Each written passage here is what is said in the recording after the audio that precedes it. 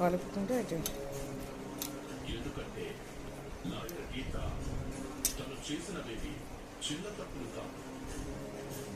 బాధ్యత గల లాయర్ వృత్తిలో ఉంటూ విలువైన కోర్టు సమయాన్ని చాలాసార్లు వృధా చేయడమే కాదు, సాక్షుల్ని ప్రభావితం చేసి అబద్ధం చెప్పించాలని చూసింది.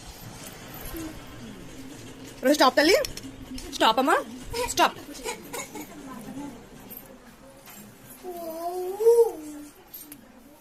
ఏది షోమి షోమి. వావ్, ఇలా పెట్టు.